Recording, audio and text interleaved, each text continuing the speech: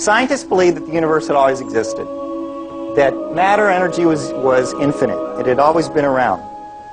The model is called the steady state model, because the model of the universe that it's been around forever basically doesn't change. The universe is steady state. But what happened in the last 100 years is that model has been blown away because of the evidence. Observations now suggest, as you all know, that the universe began some 12 to 15 billion years ago. The first evidence that the universe had a beginning is the expanding universe. Researchers wanted to believe in a universe that always was and always will be, eternal. But galaxies flying away from each other meant that once, long ago, they were clumped together. It meant something started them moving. The universe had a beginning. Today, it's called the Big Bang Theory.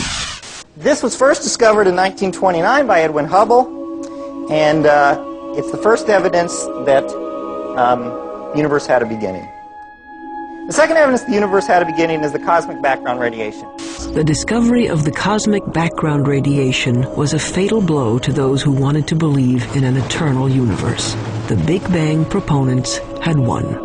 Now, the final evidence for the origin of the universe is the relative abundance of light elements.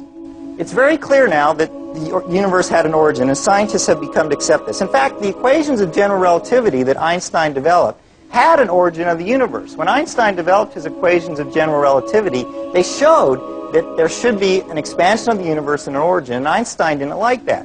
He added something called a cosmological constant, which he later realized was not there. When we saw that the universe was expanding, that there really was an origin, he threw out the cosmological constant. He said that that was the biggest mistake of his scientific career, was introducing that.